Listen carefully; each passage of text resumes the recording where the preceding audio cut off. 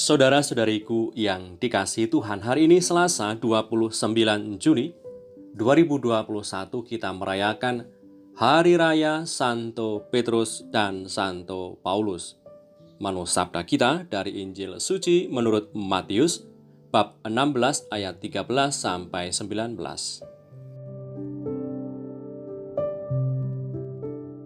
Setelah Yesus tiba di daerah Kaisaria Filipi, ia bertanya kepada murid-muridnya, "Kata orang, siapakah anak manusia itu?" Jawab mereka, "Ada yang mengatakan Yohanes Pembaptis, ada juga yang mengatakan Elia, dan ada pula yang mengatakan Yeremia atau salah seorang dari para nabi." Lalu Yesus bertanya kepada mereka, "Tetapi apa katamu? Siapakah aku ini?" Maka jawab Simon Petrus, "Engkau adalah Mesias, anak Allah yang hidup."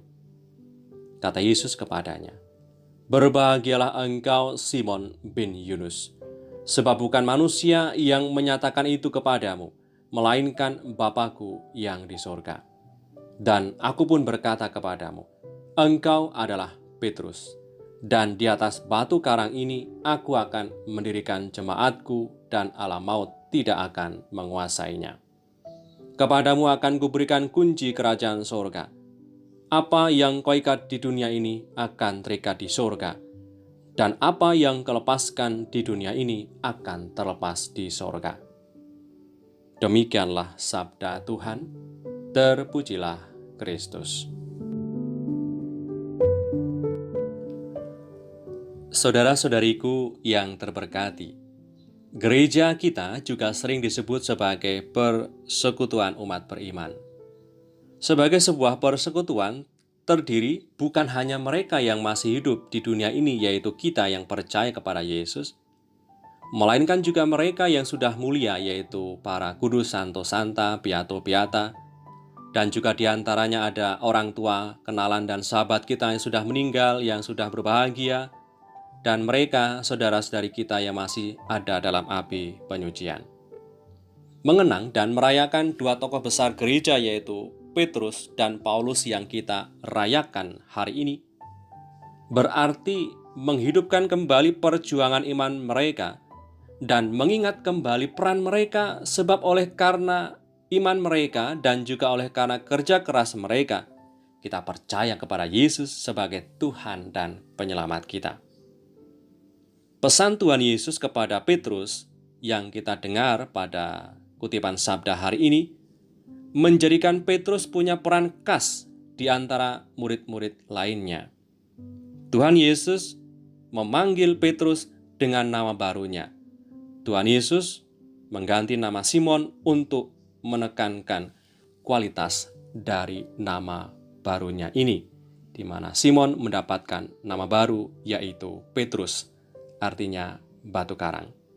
Banyak orang menganggap bahwa dasar gereja adalah iman Petrus, bukan diri Simon yang disebut Petrus. Iman Petrus merupakan pusat dari janji ini, bukan diri Petrus. Itu anggapan banyak orang.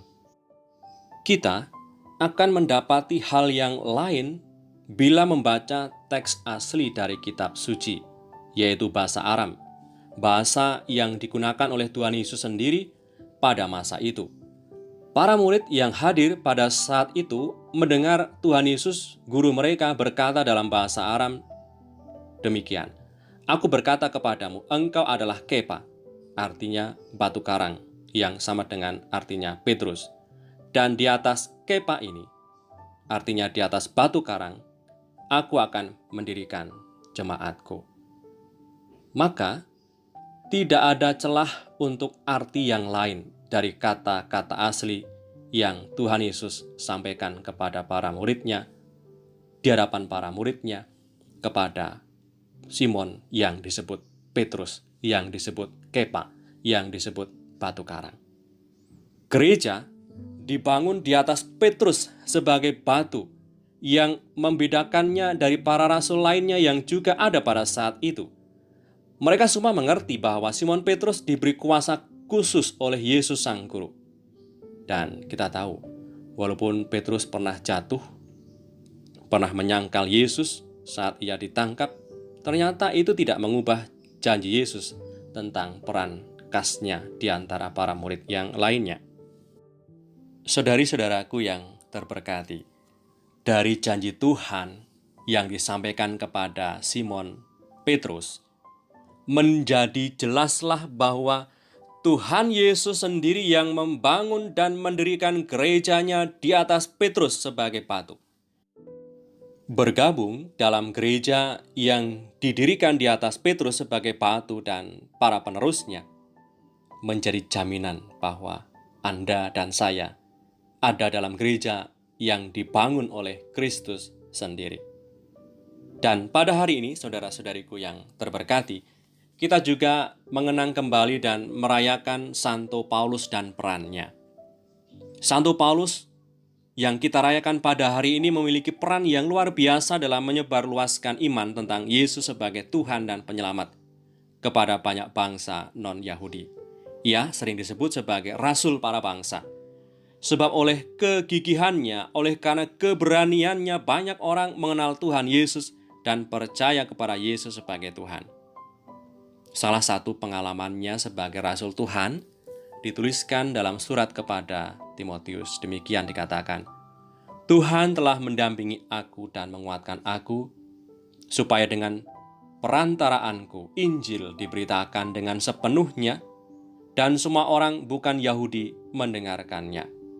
Dengan demikian aku lepas dari mulut singa, dan Tuhan akan melepaskan aku dari setiap usaha yang jahat.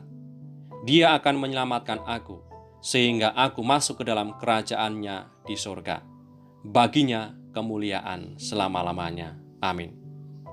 Saudari-saudaraku yang terberkati, kita sendiri mengalami bahwa setia dalam iman bukanlah perkara yang mudah. Paulus menunjukkan, untuk setia dalam iman tidak bisa hanya mengandalkan kekuatan sendiri. Butuh rahmat Tuhan yang memampukan kita untuk tetap setia dalam iman. Kesetiaan mereka, kesetiaan Petrus dan Paulus dalam iman, mendorong kita untuk setia dan percaya kepada Yesus dan menggerakkan kita untuk kembali kepada Tuhan saat kita pernah buat kesalahan dan dosa. Marilah berdoa dalam nama Bapa dan Putra dan Roh Kudus. Amin.